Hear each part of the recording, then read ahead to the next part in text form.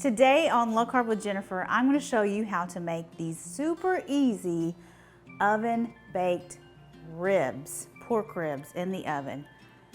Let's just dive in. So good. Okay, let's get started with our oven baked ribs. This recipe is for people who don't have a grill or a smoker, or they don't know how to use a grill or a smoker, or they just don't want to use their grill or their smoker, but they really want some delicious, juicy, tender ribs. So that's who this is for. These come out really tender, but I'll give you some tricks on determining when they're ready and how to keep them tender and not have tough ribs. We've got some pork back ribs here. They are so beautiful. But first things first, before we go forward, we have to get on the very back of the ribs, there's this silver skin, and it's a tough but thin layer of like a membrane that's on the back of the ribs. If you don't take this off, the rib will be, the meat will be fine, but when you go to bite into it, it's going to have like a tough piece that you can't, it's tough to bite through, and you don't want that. So we're going to rip this silver skin right off, and it's really easy. You just grab a paper towel, and paper towel makes it a lot easier to get a hold of. You could just use your hands, but you can kind of see where the silver skin is starting. This over here, it doesn't have any silver skin on it. That's fat. But this silver skin is attached to this little piece right here. I'm actually gonna cut this little, actually no, I'm not. So you can like get your fingers up under there. It's not a glamorous job to get this silver skin off. Use your fingers to kind of pull it away from the meat. So you just wanna kind of get it started. And then we're gonna use our paper towel to pull it. And it's probably not gonna come in one piece, but we'll have to just keep working at it. And you see, it just split right down this. It's not nice. It's not a nice thing. It's not fun, but if you want really delicious ribs, you gotta do it. Okay, we got that silver skin off, so I'm gonna move that aside and make our barbecue rib rub. You don't have to make your own barbecue rib rub, but I like to do it because I like to make mine sugar-free, of course.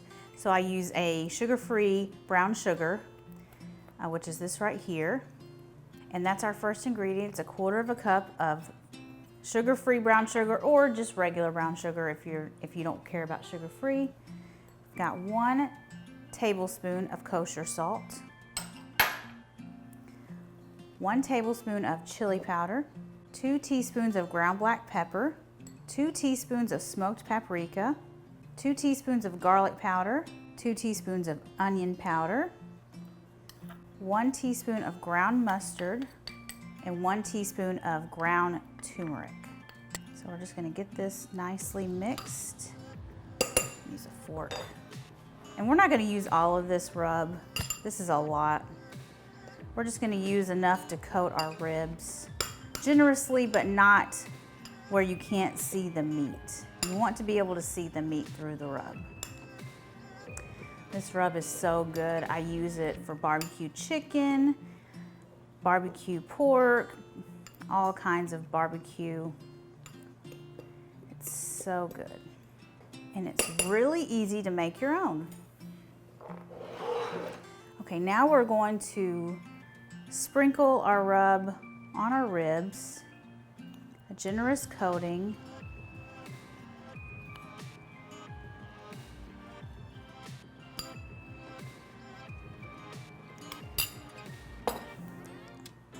And rub it in.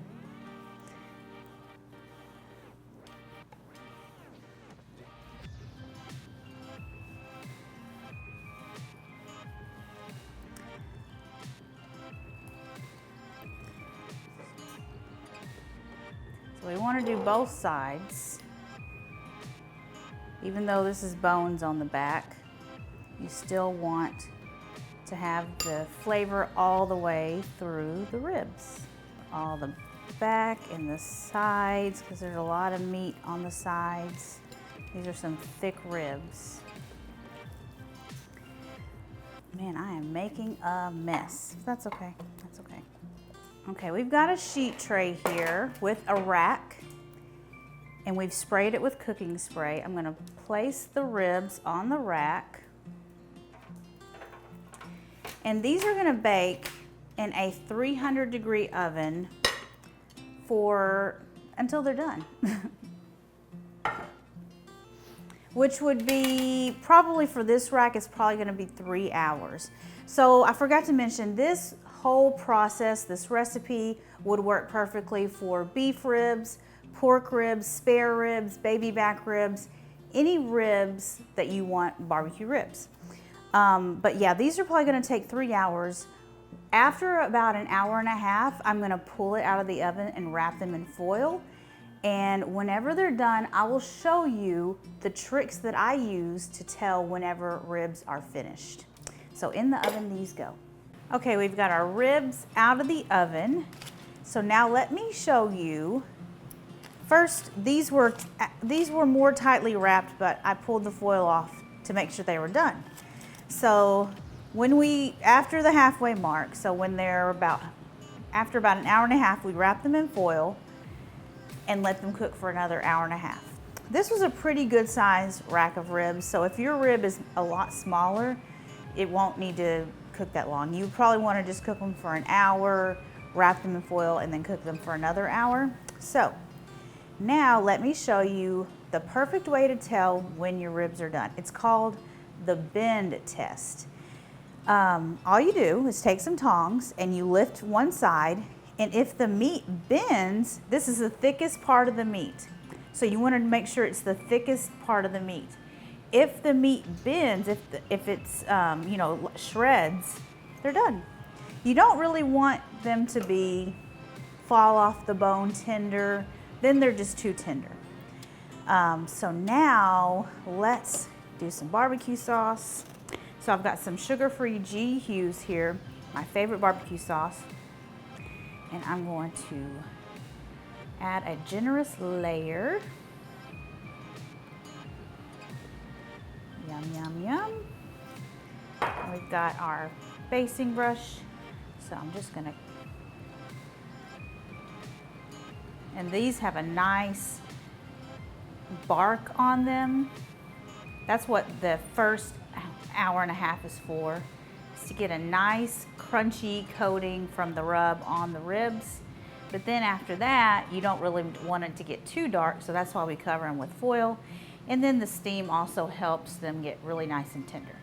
So now we can transfer this to a cutting board carefully. So now we can kind of see, we're gonna cut these up and put them on a platter. We can kind of see where the bones are. This one looks like it's got an extra bone in here. Oh, those are just gonna fall apart. Let's start right here. They're not like fall off, I don't know, they are kind of fall off the bone. And then you don't want to turn them upside down because then all your barbecue is gonna fall off. But you can kind of see, I can see now where to cut. So look at how amazing.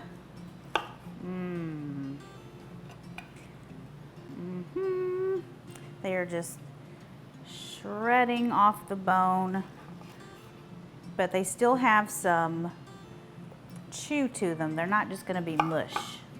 That looks good. Let's try this bite. I'm pretty sure my husband's gonna be very happy. I love pork ribs. Just look at that amazingness. Oh my gosh. My husband is a lucky man. He is going to eat at least half of these. Anyway, guys, thank you so much for watching. Check out these delicious ribs. You can go to my website, jenniferbands.com, and search for oven ribs, and the recipe will pop right up. Another recipe that would go perfectly with this one is my cauliflower mac and cheese. It is so, so delicious. If you're on Facebook, you can just go to my website, jenniferbands.com, and search for cauliflower mac and cheese. If you're on YouTube, you can just click this box right here and it will take you right to the video where I show you how to make it.